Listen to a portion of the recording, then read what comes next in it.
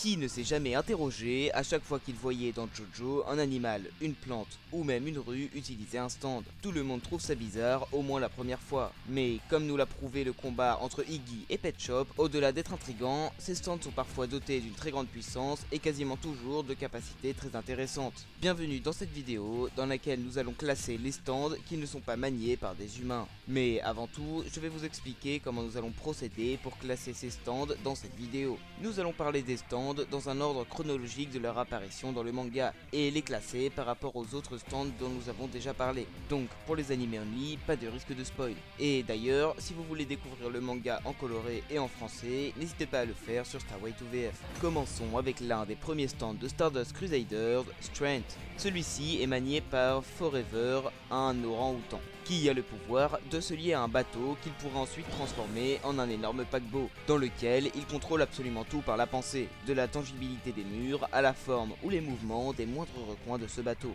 Dans le contexte mis en place durant son combat face aux Stardust Crusaders, Strength était très puissant, pouvant même tenir tête à Star Platinum. Mais cela était dû au fait que ses adversaires ne connaissaient pas son stand, se retrouvant dans la zone d'action de celui-ci. Mais en combat réel, il faut prendre en compte le fait que ses adversaires connaissent la nature de Strength, ce qui baisse son efficacité, bien que seuls de très bons stands soient capables de percer sa défense. Parlons maintenant de notre deuxième stand, que vous connaissez tous très bien, j'ai nommé The Fool, le stand de Iggy. Celui-ci prend la forme d'un amas de sable que Iggy peut manipuler à sa guise, pouvant ainsi changer la forme ou la pression exercée entre les grains de sable pour rendre son stand plus ou moins solide. The Fool peut également changer d'apparence en même temps que sa forme change, pouvant ainsi faire des illusions de sable qui peuvent être très utiles en combat comme en infiltration. Et ça tombe bien, car face à Strength, Iggy ne pourra pas vraiment tenter de passer en force comme Jotaro, car bien qu'il puisse rendre The Fool plus ou moins résistant, il reste fait de sable, ce qui fait qu'il ne possède ni extrême résistance, ni très grande force. Son atout principal est sa versatilité,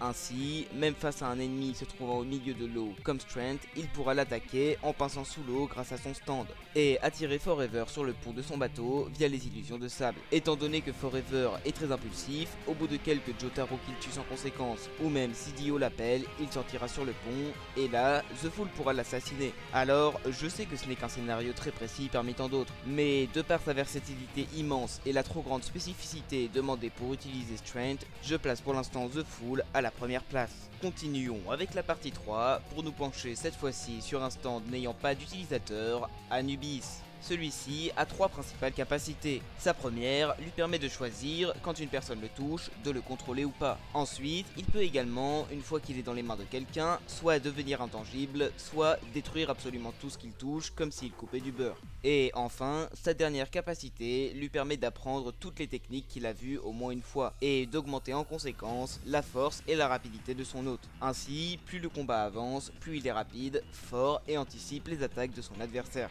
Donc, face à Strength, il n'y a pas photo, notre orang-outan n'a tout simplement aucune chance. Mais face à The Fool, c'est déjà un peu plus serré, car étant donné que c'est un stand de contrôle, celui-ci a une infinité de coups et de techniques à sa disposition. Mais encore une fois, ce qui va pêcher chez lui sera son manque de force et de rapidité, car Anubis, lui, gagne dans l'un et dans l'autre au fur et à mesure que le combat avance. Donc, je pense que Anubis a plus de chances de remporter un tel affrontement, ce qui lui octroie la première place de ce classement. Enfin, pour notre dernier stand issu de Stardust Crusaders, parlons de Pet Shop et de son Horus. Celui-ci a un pouvoir très simple, mais extrêmement efficace, celui de créer de la glace via l'humidité ou l'eau environnante.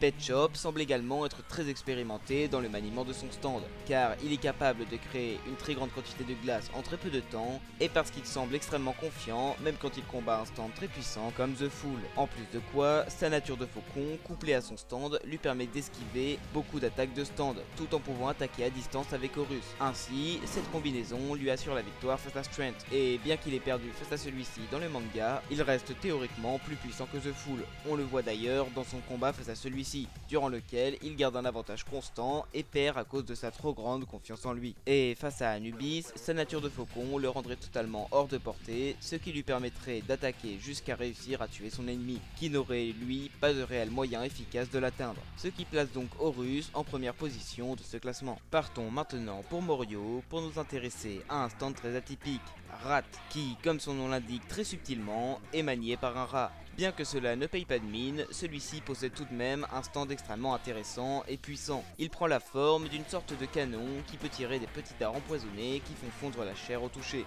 Et combiné à la nature de rat de son manieur, ce stand permet de s'enfuir et de se cacher pour pouvoir attaquer par surprise et one-shot à peu près n'importe qui, même en plein combat. Ainsi, il est compliqué de savoir comment il pourrait battre Strength. Mais pour les autres stands du classement, la technique citée précédemment semble pouvoir éliminer Anubis et The Fool. Par contre, ce serait un peu plus compliqué pour Rat de vaincre Pet Shop, qui lui est supérieur à tous les niveaux, même en mobilité. Donc, Rat passe tout de même à la deuxième place de notre classement. Restons dans la partie 4 pour parler du stand le plus chelou de cette vidéo, Stray Cat. Pour ceux qui auraient oublié, Stray Cat est un chat qui s'est réincarné en hybride, mi-animal, mi-végétal, possédant un stand. Voilà. Comme quoi, c'est grâce à ce genre de truc qu'on se rappelle que le manga porte bien son nom. Plus sérieusement, Stray Cat possède une capacité extrêmement intéressante et très puissante. En effet, il est capable de contrôler l'air qui l'entoure à sa guise, pouvant le comprimer pour en faire des projectiles invisibles ou pour se protéger. Ainsi, pas besoin de vous expliquer en quoi, bien qu'il soit immobile à cause de sa nature de plante, il surpasse clairement tous les autres stands de la liste, car même Horus et sa grande puissance de frappe combinée à sa versatilité ne peuvent rien faire face à des projectiles mortels et invisibles, ce qui fait pour le moment de Stray Cat le numéro 1. Passons maintenant dans la partie 5 pour traiter du seul stand italien pouvant prétendre à être dans cette vidéo. J'ai nommé Mister President, le stand de Coco Jumbo. Si vous ne voyez pas qui c'est, ce qui ne m'étonnerait pas très honnêtement, eh bien c'est la tortue dans laquelle s'est réincarné Polnareff. Bon, j'imagine que vous vous doutez bien de son classement, parce que déjà, si elle avait eu un stand intéressant, sa nature de tortue l'aurait clairement handicapée. Mais là, entre ça et son stand qui n'a aucune utilité en combat, elle passe directement à la dernière place. Partons maintenant pour la prison de Grindolphin Street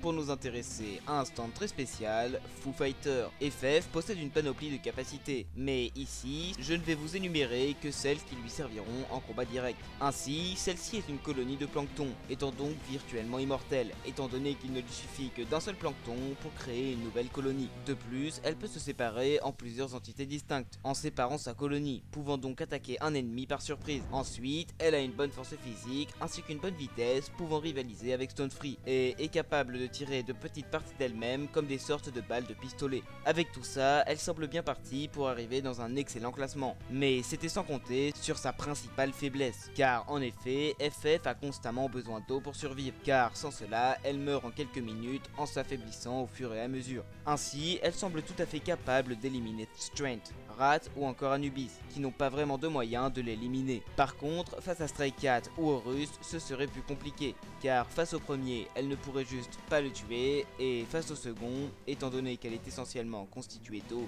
il n'aurait qu'à la geler pour la tuer en un éclair. Donc, vous me direz, et à raison, que sa juste place serait la troisième.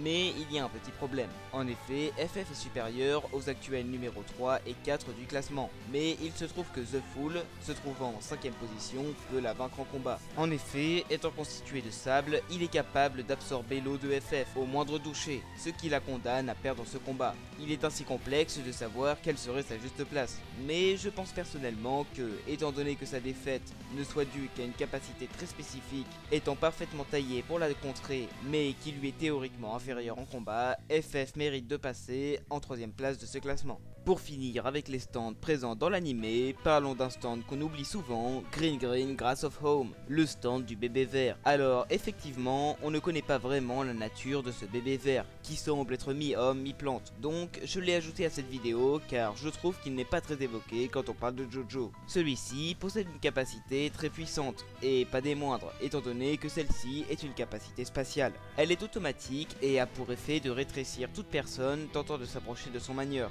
Ainsi, si quelqu'un ou quelque chose s'approche trop de celui-ci, il devient assez petit pour que G3H lui paraisse géant et puisse le tuer facilement. Ainsi, il semble évident que aucun stand cité dans cette vidéo ne puisse le vaincre. Mais est-ce que vous êtes bien sûr de ça ? Car en effet, les 6 derniers du classement ne pourraient rien faire face à lui. Cela dit, cette capacité ne rétrécit que les êtres vivants et les objets. Ainsi, je doute que l'air soit compris dans le champ des possibles de celle-ci. Donc on peut en déduire que les attaques de Stray Cat seraient capables de toucher G3H et donc de le vaincre. Ce qui fait de celui-ci le numéro 2 de ce classement. Ainsi, parlons d'un autre stand n'ayant pas de manieur, celui des feuilles du passage des chantages de Morio. En effet, ces feuilles possèdent la capacité de transporter tout ce qui les touche à une vitesse incroyable. Alors, en effet, un peu à l'instar de Mr. President, ce stand n'a pas de réelle utilité en combat, ne permettant pas d'infliger de dégâts significatifs à son adversaire. Cela dit, je pense tout de même que son potentiel est plus élevé que celui de Mr. President. Donc, je le place en 9ème position. Enfin, pour finir ce classement, parlons d'un stand de la partie 9, Cat Size. Ce stand permet aux chats sauvages de Hawaï de créer des fils à partir du vent et de les contrôler, pouvant ainsi créer des étreintes autour de leurs adversaires pour les immobiliser ou les tuer. Mais malgré que ce stand soit assez intéressant et puissant, il n'est pas sur la même échelle de puissance que la plupart des stands vus dans la vidéo. Ainsi, il n'est relégué qu'à la 9ème place. Avant de terminer, faisons un petit récapitulatif de notre classement. Nous retrouvons donc sans surprise à la dernière position Mr. President. Juste devant lui, en 10ème place du classement, se trouvent les feuilles de Morio. Ensuite, rentrons dans la catégorie des bons stands pour retrouver à la 9ème place Cat Size. Après lui, nous retrouvons en 8ème position Strength. Ensuite, entrons dans la catégorie des stands puissants pour retrouver en 7ème position de ce classement The Fool. Après ça, on trouve à la 6ème place le stand sans utilisateur Anubis. Nous retrouvons ensuite à la 5ème place Rat. Après cela, à la porte du podium, en 4ème position, se trouve Foo Fighter. Et pour le dernier stand de cette catégorie, à la 3ème place de notre classement, nous retrouvons Horus. Enfin, dans la catégorie des excellents stands, nous retrouvons à la 2ème place Green Grass of Home. Et pour finir, le grand gagnant de ce classement, j'ai nommé Stray Cat en première position. Voilà pour cette vidéo sur les meilleurs stands n'ayant pas de manieur humain. Quand on regarde le classement final, il faut avouer qu'il est tout de même assez surprenant. Par exemple, je pensais que Strength ou The Fool seraient bien mieux classés, ou encore que G3H aurait clairement été premier au premier abord. En tout cas, j'espère que cette vidéo vous a plu. Si c'est le cas, n'hésitez pas à vous abonner et si c'est déjà fait, à la liker, la commenter et la partager. Et moi je vous dis à plus tard pour une prochaine vidéo.